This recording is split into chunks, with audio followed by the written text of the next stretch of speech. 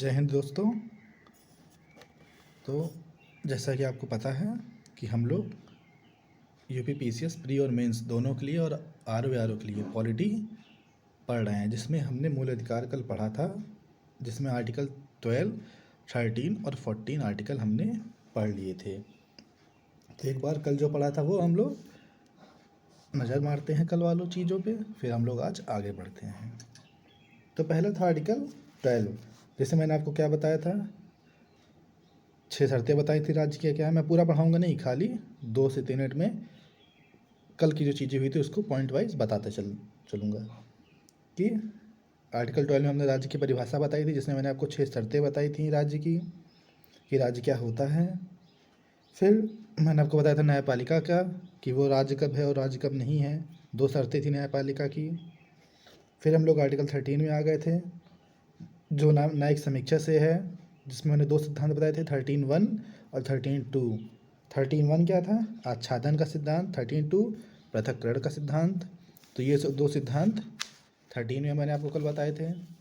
फिर मैंने आपको के पे मनु का केस बताया था 2010 में, और इंदिरा दास का केस बताया था, जिसमें कहा था कि लचीला दृष्टिकोण आवश्यक है अपनाने के लिए, ताकि किसी भी चीज़ों को पृथक्करण ना किया जा सके।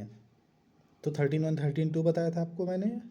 फिर हम लोग स्वतंत्रता संबंधी अधिकार पे चले गए थे। कौन से अधिकार, आर्टिकल 14, विधि के समक्ष समानता, समानता और समता, मतलब विधि का शासन, समानता और समता, 3 अवधारणाओं पर आधारित था ये आर्टिकल 14।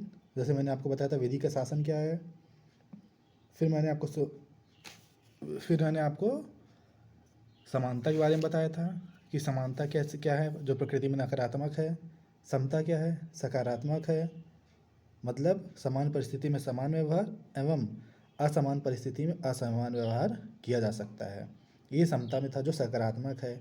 मगर जो भेदभाव किया जाएगा, ये कैसे किया जाएगा, जिसके लिए मैंने आपको एक केस बताया था 1974 में, सेयप्पा का केस बताया था, जिसमें उद्देश्य की स्पष्टता हो और तार्किक एवं न्यायोचित निर्णय प्रक्रिया हो। ये 2 चीज़ मैंने आपको बताई थी कि इसके द्वारा आप क्या कर सकते हैं, जो भेदभाव है वो कर सकते हैं। इसके लिए सुप्रीम कोर्ट ये देखेगी कि उद्देश्य की स्पष्टता थी कि नहीं थी, और तार्किक एवं न्यायोचित निर्णय प्रक्रिया थी कि नहीं थी। फिर मैंने आपको एक केस बताए थे 2 आर्टिकल 14 से संबंधित, ओमकार लाल बनाम भारत संघ केस 2003 वाला। फिर एक केस बताया था आपको एनी नागराजन बनाम भारत संघ केस 2021 सॉरी। तो ये 2 केस मैंने आपको आर्टिकल 14 में बताए थे। फिर मैंने आपको आर्टिकल 14 के अपवाद बताए थे, कि किस किस पोस्टों पे, किस किस पदों पे, कौन कौन से आर्टिकल्स में आर्टिकल 14 के अपवाद हैं।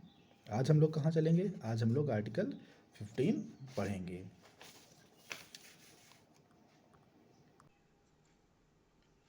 तो आर्टिकल 15 किससे संबंधित है, भेदभाव से संबंधित है, कि आप भेदभाव प्रतिबंधित करता है। इन आधारों पर करता है, धर्म, मूल वंश, जाति, लिंग या जन्म स्थान।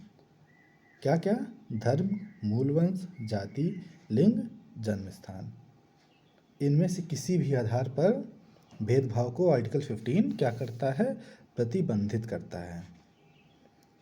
यह कैसे है, यह केवल नागरिकों से संबंधित है।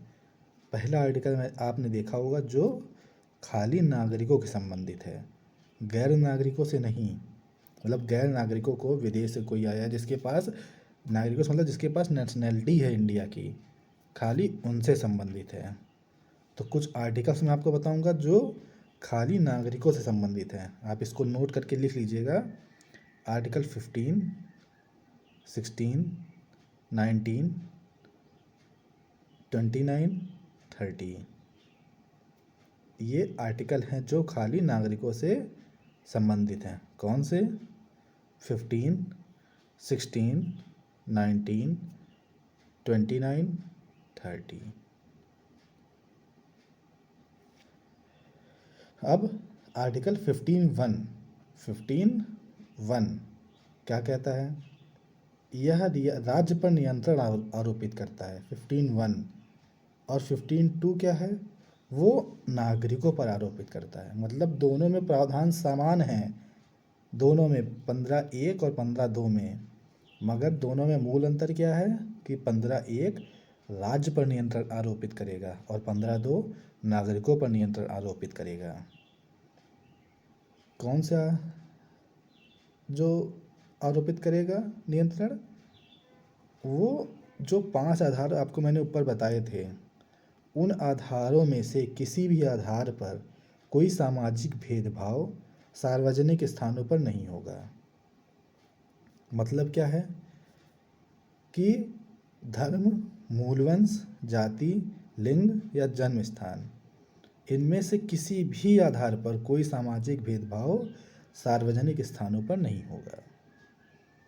दोनों नकारात्मक प्रकृति के हैं, आपको दिख रहा होगा। नहीं होगा लिखा ही आ रहा है, नहीं होगा, मतलब ये नकारात्मक प्रकृति के हैं दोनों आर्टिकल 15(1) और 15(2). 15(3) ये बाद में है, जोड़ा गया। 15(3) क्या कहता है? ये सकारात्मक से संबंधित है, मतलब सकारात्मक पक्षपात करने से संबंधित है। क्या मतलब इसका? कि इस राज्य को एक शक्ति प्रदान करता है आर्टिकल 15(3). राज्य को क्या करेगा? एक शक्ति प्रदान करेगा ताकि बच्चों और महिलाओं के विकास के लिए राज्य आवश्यक कदम उठा सके ताकि प्रगतिशील समाज की स्थापना हो सके। किनके इनके लिए? बच्चों और महिलाओं के लिए राज्य क्या करेगा?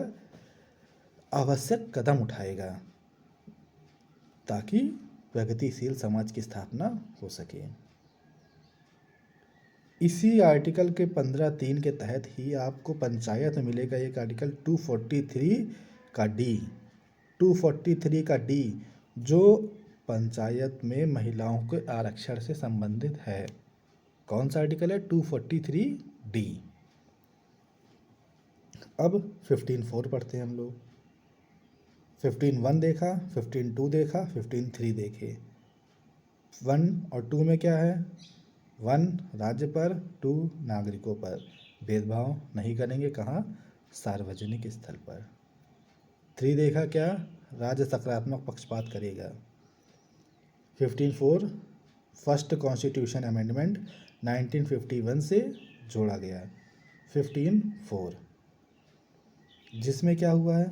यह राज्य को शक्ति प्रदान करता है कि वो सामाजिक एवं शैक्षणिक दृष्टि से पिछड़े वर्ग, SC, अनुसूचित जाति, अनुसूचित जनजाति, SC ST के लिए कोई विशेष प्रयास करेगा। किसके किसके लिए? सामाजिक रूप से भी और शैक्षणिक रूप से भी जो पिछड़ा हो, सामाजिक एवं शैक्षणिक रूप से पिछड़ा वर्ग हो कोई, वो किसी भी का भी वर्ग हो सकता है, मतलब किसी भी श्रेणी में वो हो सकता है वो वर्ग, वो पिछड़ा हो, सामाजिक रूप से भी पिछड़ापन हो और शैक्षणिक रूप से भी पिछड़ापन हो, उनके लिए करेगा। अनुसूचित जाति और अनुसूचित जनजाति के लिए भी कोई विशेष प्रयास करेगा। और ये जो 15(4) है, ये क्या है कि ये खाली जो शैक्षणिक संस्थाएं हैं 15(4) खाली यहीं तक सीमित है। और ये कहाँ बताया गया आपको? PK इनामदार केस हुआ था एक 2005 में, जिसमें सुप्रीम कोर्ट ने ये कहा था। कौन सा केस है? PK इनामदार केस है, जिसमें सुप्रीम कोर्ट ने ये कहा था कि आर्टिकल 15(4) के तहत उपलब्ध कराई गई सुविधा को केवल सरकारी शैक्षणिक संस्थाओं तक सीमित किया गया है। अब जब ये सरकारी तक हो गया तो सरकार ने क्या किया? 93rd अमेंडमेंट किया। सरकार ने क्या किया? 93rd अमेंडमेंट किया और 15(5) को शामिल किया संविधान में, क्योंकि 15(4) तो खाली सरकारी तक था। तो 15(5) क्या हुआ? इसके अनुसार अल्पसंख्यक शैक्षणिक संस्थानों को छोड़कर, अल्पसंख्यक शैक्षणिक संस्थानों को छोड़कर, किसको? अल्पसंख्यक शैक्षणिक संस्थान, बाकी अन्य सभी में, चाहे वो पोषित हों राज्य द्वारा या चाहे वो गैर पोषित हों, निजी संस्था को शामिल कर लिया गया। किस लिए? सामाजिक आर्थिक दृष्टि से पिछड़े वर्गों अनुसूचित जनजाति और अनुसूचित जाति और अनुसूचित जनजातियों के लिए विशेष प्रयास करने के लिए शिक्षा से संबंधित। तो क्या हुआ 15.4 और 15.5। 15.4 भी शिक्षा संबंधित है, किसके लिए, सामाजिक और शैक्षणिक दृष्टि से पिछड़े वर्गों के लिए, अनुसूचित जाति के लिए, अनुसूचित जनजाति के लिए। क्या 15.4 है, मगर वह खाली कहाँ है, सरकारी शैक्षणिक संस्थानों में। और 15.5 पोषित हों, गैर पोषित हों, निजी हों, तीनों में सामाजिक एवं आर्थिक दृष्टि से पिछड़े वर्गों, अनुसूचित जाति एवं अनुसूचित जनजाति के लिए सरकार प्रयास करेगा। तो अब दोनों में सरकार को शक्ति मिल गई, चाहे वो निजी हो चाहे सरकारी हो। और इन दोनों को जो 15.4 और 15.5 संसद ने ये अमेंडमेंट किए थे, इनको अशोक ठाकुर बनाम भारत संघ का केस हुआ था एक 2008 में। इनमें इनको जो वैधता थी वो सुप्रीम कोर्ट ने प्रदान कर दी थी। कहा था कि प्रावधान पूरी तरीके से संवैधानिक हैं और आधारभूत ढांचे का उल्लंघन नहीं करते हैं। और एक और बात कही कि आर्टिकल 15.4 एवं 15.5 में कोई विरोधाभास नहीं है। तो अशोक ठाकुर का केस ये था। ये मैंने आपको बता दिया, ज़रूरी नहीं है, ये मैंने आपको बता दिया कि आपको मालूम रहे हर चीज़। 15.4 बता दिया, 15.5 बता दिया। अब 2019 में 103rd अमेंडमेंट होगा, जिसके जरिए 15.6 जोड़ा जाएगा। 15.6 क्या है, आर्थिक दृष्टि से पिछड़े वर्ग के नागरिकों को जो 15.4 और 15.5 में नहीं आते हैं, जो 15.4 और 15.5 में नहीं आते हैं, मैक्सिमम 10% आरक्षण दिया जाएगा मौजूदा आरक्षण के अतिरिक्त। मतलब कि 103वां अमेंडमेंट होगा कब, 2019 में। कौन सा आर्टिकल जोड़ेंगे, 15.6। ये क्या कहेगा कि जो उच्च वर्ग हैं, मतलब जो आर्थिक दृष्टि से पिछड़े वर्गों के, आर्थिक दृष्टि से पिछड़े वर्गों के नागरिकों को, जो आर्थिक दृष्टि से पिछड़े हों, सामाजिक दृष्टि से नहीं, अंतर है, EWS जिसको आप कहते हैं, उनको, उनके लिए 10% आरक्षण प्रदान किया गया, मौजूदा आरक्षण हैं उनके अतिरिक्त। और जो 15.6 था, इसके लिए भी सुप्रीम कोर्ट में याचिका दायर की गई। तो एक केस आया था का जनहित अभियान केस। जनहित अभियान केस 2022 में आया था। इसमें सुप्रीम कोर्ट ने 15.6 को संवैधानिकता प्रदान करी थी। तो ये थे आपके आर्टिकल 15। 15.1, 15.2, 15.3 ये तीनों पहले थे, राज्य को संबंधित थे। 15.4, 15.5 और 15.6 शिक्षा से संबंधित है कि आरक्षण प्रदान करेगा। कौन सा, 15.4, 15.5 और 15.6। अब हम लोग बढ़ते हैं आर्टिकल 16 की तरफ। तो जो आर्टिकल 16 है, इसका मूल उद्देश्य क्या है? जो आर्टिकल 16 है उसका मूल उद्देश्य है लोक नियोजन में समानता सुनिश्चित करना। लोक नियोजन का या सार्वजनिक रोजगार, कुछ भी हो, दोनों में अवसर की समानता सुनिश्चित करना। और ये सुनिश्चित कौन करेगा? राज्य करेगा। और मैंने आपको बताया था 15 और 16 केवल नागरिकों के लिए उपलब्ध हैं, तो ये नागरिकों के लिए भी उपलब्ध है। अब लोक नियोजन एवं सार्वजनिक रोजगार में अवसर की समानता सुनिश्चित करने का जो मतलब है वो ये है कि कोई वर्ग एक ऐसा होता है जो सारी सुविधाएं रहता है, उसके पास सारी, मतलब पढ़ने से लेकर उसके पास सारी सुख सुविधाएं होती हैं। कोई वर्ग है राज्य में, मतलब ये राज्य की जिम्मेदारी है, राज्य के अंदर है कि राज्य में कोई ऐसा वर्ग है, कोई ऐसा क्षेत्र है जहाँ ये सारी सुख सुविधाएं नहीं हैं, तो राज्य क्या करेगा, विधि बना के जो जिनके पास ये सुविधा उपलब्ध नहीं है उनको रोजगार उपलब्ध कराएगा। क्षतिपूर्ति सिद्धांत एवं वितरणात्मक न्याय पर आधारित है। मतलब क्षतिपूर्ति करेगा कि आप नहीं कर पाए तो आपको क्षतिपूर्ति करेगा राज्य, क्योंकि राज्य की जिम्मेदारी है कि वो सार्वजनिक रोजगार में अवसर की समानता सुनिश्चित करे। तो अब 16(1) क्या है, लोक नियोजन या सार्वजनिक रोजगार में अवसर की समानता सुनिश्चित करना, ये 16(1) में है। अब 16(2) में क्या है, 16(2) में है कि 7 आधार बताए गए हैं 16(2) में, जिनके आधार पर राज्य कोई भेदभाव नहीं करेगा। अब ये तो कह दिया गया कि सार्वजनिक रोजगार में अवसर की समानता सुनिश्चित करेगा, और ये भी कह दिया गया कि क्षतिपूर्ति भी देगा, मतलब किसी न किसी के साथ तो भेदभाव भी होगा। अब भेदभाव नहीं करेगा, किस आधार पे नहीं करेगा, धर्म, मूल वंश, जाति, लिंग, वंशज या जन्म स्थान।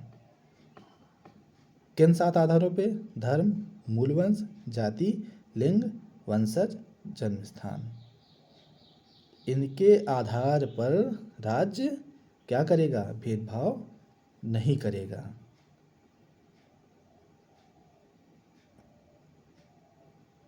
शायद मैंने आपको एक चीज़ नहीं बताई है, धर्म, मूल वंश, जाति, लिंग, वंशज, जन्म स्थान, अधिवास।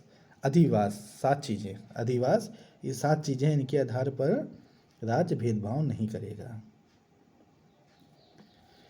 16(3) में आता है, 16(3) में सकारात्मक पक्षपात की अवधारणा भी देखने को मिलती है। 16(1) में क्या बताया कि समानता सुनिश्चित करेगा रोजगार में। 16(2) में 7 आधार दे दिए जिनके आधार पर राज्य भेदभाव नहीं करेगा। अब 16(3) में क्या कहेगा, सकारात्मक पक्षपात की अवधारणा शामिल करेगा। क्या मतलब कि राज्य को विधि निर्माण के माध्यम से किसी विशेष भाग में रहने वाले लोगों के लिए रोजगार के क्षेत्र में विशेष प्रावधान किया जाएगा। यह शक्ति राज्य को दे दी गई। क्या, राज्य के किस विधि निर्माण के माध्यम से, मैंने अभी आपको बताया भी था कि विधि निर्माण के माध्यम से राज्य अपने किसी क्षेत्र में रहने वाले लोगों के लिए रोजगार के क्षेत्र में विशेष प्रावधान कर सकेगा। जिसके तहत क्या हुआ, जिसके तहत 1973 में 32 मतलब 32वां अमेंडमेंट होता है, 32वां अमेंडमेंट होता है, क्या 371D को शामिल किया गया। किसको, 371D को शामिल किया गया, ताकि आंध्र प्रदेश के विशिष्ट भागों में रहने वाले लोगों के लिए विशेष प्रयास किया जा सके। कहाँ रहने वाले लोगों के लिए, आंध्र प्रदेश में रहने वाले लोगों के लिए 371D में आंध्र प्रदेश के विशिष्ट भागों में रहने वाले लोगों के लिए विशेष प्रयास किया जा सके। ये 1973 में 32nd अमेंडमेंट द्वारा हुआ था। 16(4) आता है, 3 हम लोग पढ़ चुके हैं, 16(1), 16(2), 16(3). 16(4) क्या कह रहा है, नियुक्तियों में राज्य द्वारा, कहाँ, नियुक्ति में राज्य द्वारा पिछड़े वर्ग के नागरिकों के लिए आरक्षण की सुविधा दी जा सकती है। किसको, पिछड़े वर्ग के नागरिकों के दो, बशर्ते राज्य की नज़र में वे जो वर्ग है वो उसका उचित प्रतिनिधित्व ना हो उस सेवा में। क्या कहा कि राज्य पिछड़े वर्ग के नागरिकों को दे सकता है आरक्षण की सुविधा, बस राज्य की नज़र में वो कोई वर्ग हो जो राज्य की सेवा में, उस सेवा में उचित प्रतिनिधित्व ना हो जिसका, उनको राज्य आरक्षण दे सकता है। अब आरक्षण से संबंधित मुद्दे जब हुए तो एक काका कालेलकर की अध्यक्षता में एक समिति बनी, प्रथम पिछड़ा वर्ग आयोग का गठन किया गया काका कालेलकर की अध्यक्षता में। कब, 29 जनवरी 1953, 29 जनवरी 1953 को प्रेसिडेंट के आदेश के तहत इन्होंने भी कुछ सुझाव दिए जिसको नहीं माना गया। फिर बीपी मंडल आयोग बनेगा, कब, 1979 में, जो 1980 में अपनी रिपोर्ट देगा। और इसने कहा, बीपी मंडल आयोग ने, कि 3743 जातियों को 27% आरक्षण देने का सुविधा किया गया। 3743 जाति को 27% आरक्षण देने का सुझाव दिया। किसने? बीपी मंडल आयोग ने। और ये जो इन्होंने 3743 जो जातियां निकाली वो किस आधार पर निकाली? सामाजिक एवं शैक्षणिक पिछड़ापन को मूल आधार मान के।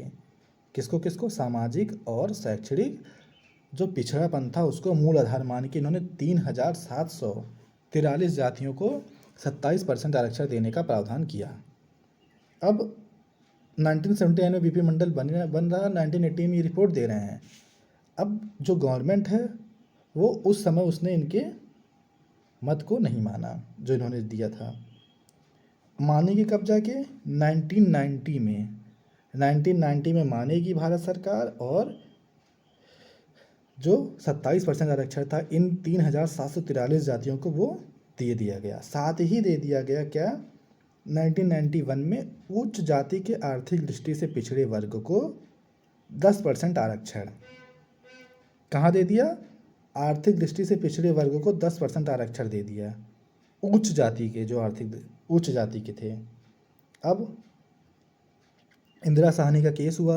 इंदिरा साहनी बनाम भारत संघ केस 1992, जिसमें सुप्रीम कोर्ट ने जो 27% आरक्षण था वो तो संवैधानिक रूप से मान्य कर दिया, मगर जो उच्च जाति के आर्थिक दृष्टि से पिछड़े वर्ग था जो उसको 10% आरक्षण दिया गया था वो असंवैधानिक कर दिया। तो जो 27% है वो तो मान लेंगे, मगर जो उच्च जाति को जो आरक्षण दिया गया है वो नहीं मानेंगे। और अब संसद ने क्या किया कि 1992 में एक नामानंदन समिति बनाएगी। संसद क्या बनाएगी? 1992 में एक नामानंदन समिति बनाएगी जो 1993 में राष्ट्रीय अन्य पिछड़ा वर्ग आयोग के रूप में एक संवैधानिक संस्था की स्थापना करेगी। और वर्तमान में तब क्या की थी? संवैधानिक संस्था थी राष्ट्रीय अन्य पिछड़ा वर्ग आयोग, अब संवैधानिक हो गई। क्यों? क्योंकि इसको आर्टिकल 338 बी में जोड़ दिया गया है। इसमें 338 बी में इसको जोड़ दिया गया है। अब कुछ नोट करके कुछ पॉइंट मैं बताऊंगा, वो आप लिख लीजिए, बहुत ज़रूरी हैं। एक 85th कॉन्स्टिट्यूशन अमेंडमेंट हुआ था 2001 में, जिसमें पदोन्नति के साथ साथ अनुवर्ती वरीयता का सिद्धांत भी आर्टिकल 16(4)A में शामिल किया गया था। कौन सा सिद्धांत शामिल किया गया था? पदोन्नति के साथ साथ अनुवर्ती वरीयता का सिद्धांत 16(4)A में शामिल किया गया था। दूसरा लिख लीजिए, पॉइंट सेकंड है कि एक केस हुआ था देवेंद्र बनाम पंजाब राज्य का केस 2020 में। किसका केस हुआ था? देवेंद्र बनाम पंजाब राज्य का केस हुआ था, जिसमें जो SC/ST से संबंधित समुदाय का उपवर्गीकरण करना था उसको संवैधानिक रूप से मान्य मान लिया गया था। क्रीमी लेयर जिसे कहते हैं, क्रीमी लेयर कह रहे हैं, SC/ST उपवर्गीकरण करना था, मतलब इनको फिर से इनके ऊपर इनको वो करना था, इनके लिए वो जो पूरे तरीके से इसमें जैसे कुछ होते हैं SC/ST कि अब वो जब आरक्षण मिलता था तब वो स्थिति उनकी ठीक नहीं थी, अब ठीक है, तो ऐसे लोगों को चिन्हित करना था। इसके लिए देवेंद्र बनाम पंजाब राज्य केस में इनको आरक्षण देने से मना कर दिया गया। तो सुप्रीम कोर्ट में याचिका दायर की गई थी जिसमें SC/ST संबंधित समुदाय का उपवर्गीकरण, इनका जो निर्धारण था, इनका निरीक्षण, ये सारी चीज़ें उसमें की गई थी, जिसको सुप्रीम कोर्ट ने मान्य माना था। फिर एक केस आया था जन हित बनाम भारत संघ केस 2022, अभी मैंने इसके पहले भी आपको बताया था, जिसमें ये कहा गया था कि 2019 में जो 103वां अमेंडमेंट हुआ था उसके तहत आर्टिकल 16(6) जोड़ा गया था। आर्टिकल 16(6) जोड़ा गया था कि राज्य EWS के लिए 10% आरक्षण मान्य करेगा। राज्य अपने नौकरियों में जो रोजगार प्रदान करेगा उसमें 10% आरक्षण का प्रावधान किया गया था। तो उसको क्या किया? जनहित केस में मान्य ठहरा दिया। और EWS को आरक्षण में लाने की जो कदम था उसको एक सकारात्मक कदम के रूप में सुप्रीम कोर्ट ने मान्य ठहराया। तो एक देवेंद्र केस और जनहित अभियान केस, ये दो केस आपको ध्यान में रखने हैं। अब आगे बढ़िए इसके। तो एक मुकेश कुमार का केस हुआ था बनाम उत्तराखंड, मुकेश कुमार बनाम उत्तराखंड 2020 में एक केस हुआ था जिसमें सुप्रीम कोर्ट ने आरक्षण पर टिप्पणी की थी। क्या की थी कि सुप्रीम कोर्ट ने कहा था कि आरक्षण कोई अधिकार नहीं है, यह राज्य को प्राप्त एक शक्ति है। ये सब केसेस मैं इसलिए आपको बता रहा हूँ कि कभी आरक्षण से संबंधित मान लीजिए मेंस में सवाल आपको 1-2 साल पे देखने को मिलते ही हैं, तो ये सब केसेस आप वहाँ लिखेंगे तो आप कि जो आंसर है वो और बेहतर बनेगा। क्या है? मुकेश कुमार बनाम उत्तराखंड राज्य केस 2020, जिसमें क्या होगा, सुप्रीम कोर्ट ने स्पष्ट किया कि आरक्षण कोई अधिकार नहीं, यह राज्य को प्राप्त एक शक्ति है। ये मैंने आपको ये 3 केस बताए हैं। अब आर्टिकल 16(6) पढ़ लिया है, 16(1) से लेकर 4 तक पढ़ लिया, 16(5) पढ़ लेते हैं। 16(5) क्या कहता है? इसके तहत यह व्यवस्था की राज्य द्वारा विधि बनाकर धर्म या पंथ संबंधी संस्थाओं के प्रबंधन हेतु उन्हीं सदस्यों की नियुक्ति करेगा। मतलब किसी धर्म या पंथ संबंधी संस्थाओं के प्रबंधन हेतु उन्हीं संस्थाओं की नियुक्ति की जाएगी जिनका संबंध उस धर्म या पंथ विशेष से है, और इस आधार पर किया भेदभाव असंवैधानिक नहीं होगा। कि मान लीजिए एक्स समुदाय कोई है, एक्स समुदाय का एक धर्म संबंधी कोई चीज़ बनी हुई है, एक समुदाय की, तो उस धर्म संबंधी जो चीज़ है उसमें उस एक्स समुदाय की ही व्यक्ति को रखा जाएगा। और ऐसे नहीं रखा जाएगा, राज्य इसके लिए विधि बनाएगी, राज्य विधि बनाकर इसको रखेगी। अब इसके लिए वाई समुदाय कहे कि मैं एक्स समुदाय वाले में मुझको क्यों नहीं रखा गया, तो ये कोई भेदभाव नहीं होगा। एक्स समुदाय की चीज़ों में एक्स समुदाय के लोगों को नियुक्ति की जा सकती है, ये कोई भेदभाव नहीं होगा। तो आज हम लोगों ने क्या पढ़ा? आर्टिकल 15 और 16, दोनों बड़े बड़े आर्टिकल थे। इसको लिखिएगा, इसको याद करिएगा। कल हम लोग आर्टिकल 17 अस्पृश्यता का उन्मूलन से आगे बढ़ेंगे। तब तक के लिए पढ़ते रहिए, कल फिर मिलेंगे। जय हिंद, जय भारत।